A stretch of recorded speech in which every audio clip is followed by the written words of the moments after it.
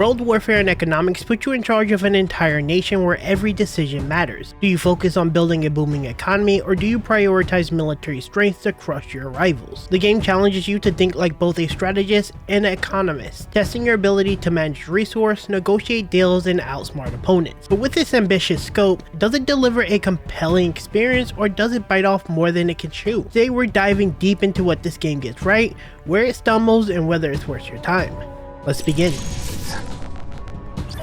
Before we dive into the video, I want to give Orcron a very big shout out for sponsoring this video. I actually got this game about a month ago and have been actively playing it on and off. I have about 150 hours. I've been having a blast playing it for the better part of the last couple of weeks. I actually should have made this video a long time ago, but I actually have been actively enjoying this game, and I really appreciate Orcron Studios for giving me the freedom to give an honest review, something I very much value in this kind of game. With that intro out of the way, let's talk about what this game is. World Warfare and economics aims to combine two game genres, real-time strategy and economic simulation. It's not just about sending your troops into battle, it's about running your nation like a CEO with a side hobby in warfare. You're juggling trade, resource management, infrastructure, and military tactics all at once. On paper, this sounds amazing, especially for fans of games like Civilization or Hearts of Iron, but the game is clearly focused on modern warfare with less emphasis on historical or future elements, and more on creating a realistic experience in today's world. The question is though, does it execute this blend well? And we'll talk about that in gameplay. The economic side of the gameplay is arguably its strongest feature. You're not just collecting resources or setting up tax rates, it's a full-scale economic simulator.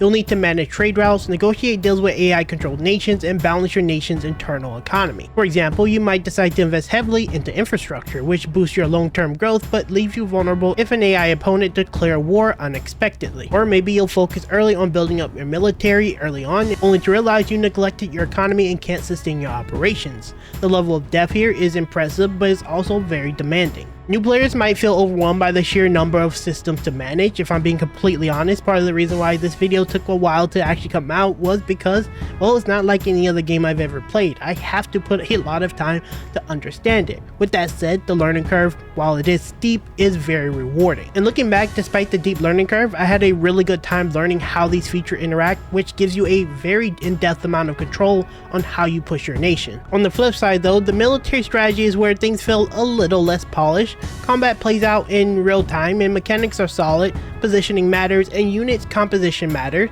and you'll need to adopt your tactics depending on your opponent's strategy. But the AI often sometimes feel a little too predictable.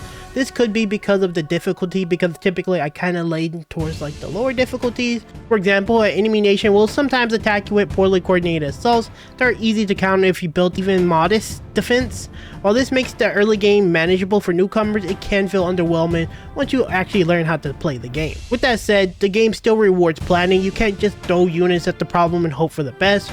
War are won by outmaneuvering your opponents both on the battlefield and economically, and there's something incredibly satisfying about crippling an enemy supply line or using your diplomacy to isolate them before delivering the final blow. Now personally for me, the biggest problem I had with World War in economics is the lack of multiplayer, which in my opinion actually isn't that bad of a problem. I think that's actually a pretty good problem to have. Developers have stated that the multiplayer is coming in the future, and it's easy to see how this mode could elevate the game to another level. Competing against real people would add unpredictable in-depth that the AI obviously couldn't do, negotiating alliances, betraying rivals, and leveraging economic dominance against human opponents could make the game feel an absolute standout in the genre. For now, it is a single player experience, and whether that's enough depends on what you're looking for in a strategy game, but once the multiplayer is finally ironed out, this game is going to be a step better than it already is, which is pretty damn good in my opinion.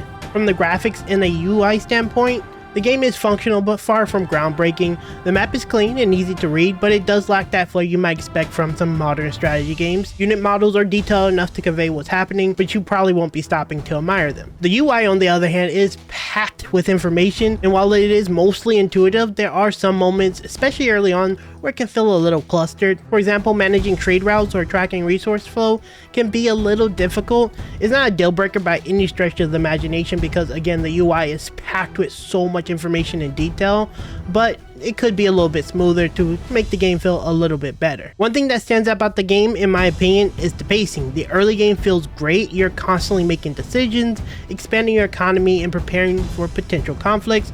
but the mid to late game can feel a little bit slower. Once you establish dominance on a few nations, challenge starts to kind of fade. The AI actually does keep up really well. Once again, I tend to play on lower difficulties, so maybe once it gets to higher difficulties, it's maybe a little bit different. But with the lack of multiplayer, once you reach a certain threshold, there's pretty much nothing that can challenge you. I would say this is actually pretty common in the genre. If you don't have a multiplayer, implemented, this challenge tends to fade. This obviously can improve once they add multiplayer, and maybe if they develop the AI a little bit more. But again, it's still a great pacing, and man, it feels really good, especially when you start getting your bearing early on. One last thing that's super important to mention that I actually neglect to mention in the beginning is this game is in early access. The game does feel like it's a game that is constantly growing. The foundation is solid, but there's room for improvements like the AI behavior like we mentioned not long ago. The planned addition of multiplayer is exciting, and if it's done right, it can make the game a must play for strategy fans like myself. The development team has been pretty vocal about future updates that will expand the features and improve existing systems, and if they deliver on these promises,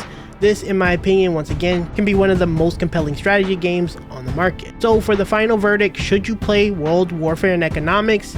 If you're a fan of deep, complex strategy games and don't mind a steep learning curve like myself, absolutely 110% can't help but recommend it. It is a great game. The combination of economic management and military strategy always scratched that itch for me, and in my opinion, it feels very rewarding to check out. On the other end, if you're not someone who wants a very steep learning curve or someone who's more casual, then the game may not be for you. Generally speaking, I imagine if you're looking at this video, you're probably interested in the genre, so probably for the vast majority of you, this game I would 100% recommend. Overall, I would say I'd keep my eye on this one, especially as the developers roll out more updates and eventually multiplayer. This game has a ton of potential, and in the 100+ hours that I've played, I've had a blast so far, and I'm excited to see where it goes from here. That's my review of World Warfare and Economics. Let me know down in the comments what you think. Huge shout out to Orkron for sponsoring this video. You guys have a really solid product that I'm a massive fan of. Very happy I took this sponsorship. I came in expecting something good, but I actually found something really great, so I'm a massive fan of this. Don't forget to like and comment, guys, and I'll see you in the next one very soon.